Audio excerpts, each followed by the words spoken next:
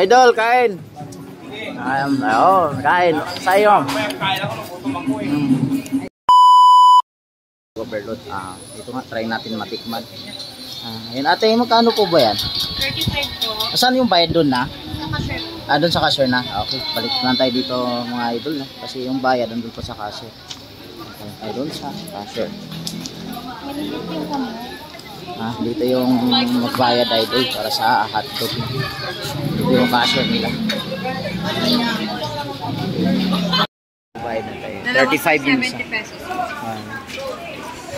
Ito, diba? Maitik na niya. Dito yung kusina ni Diwata sa loob.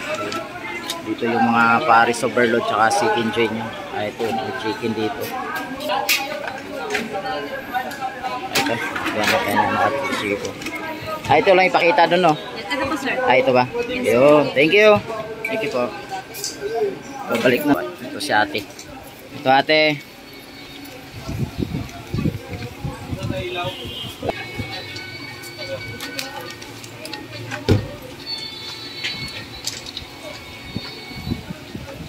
Sarap yan, oh.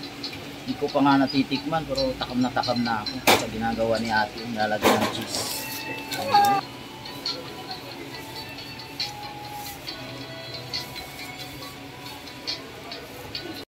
Ay, isa lang pala sa kanya. Salang.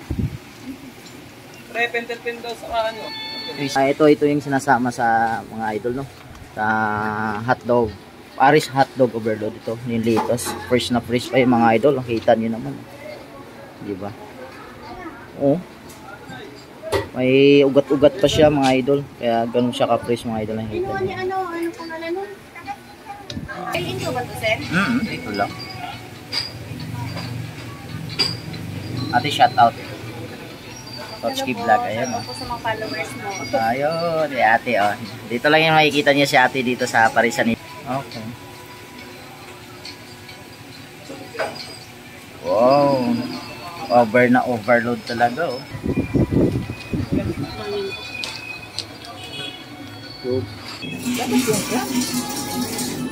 Ano makita?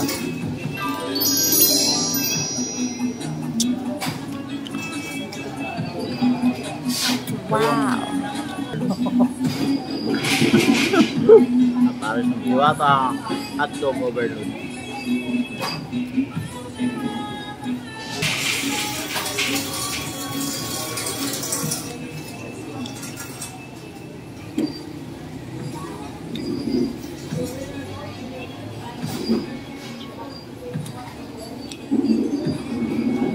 Diyan na ba si Madam Pe? Buto. Ayun, ito yung nagano sa Diwata. Idol, kain. Kain. Sa'yo. Kain ako ng gutom ako eh.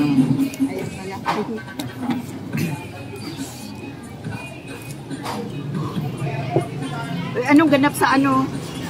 Nung sa Mega Mall? Dami? Dami, no? Ano nakuha mo? Wala, di ako nanalo ng mga rapo. Ay, may parapol sila.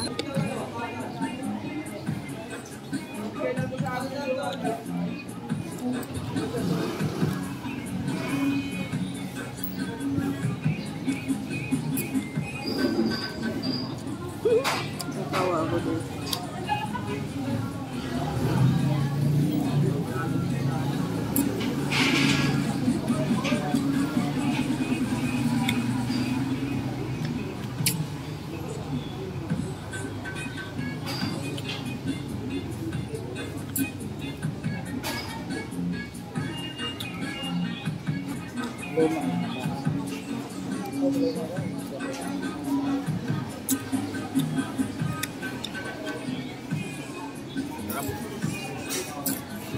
Sakto lang talaga yung yung hotdog kasama sa yung lettuce.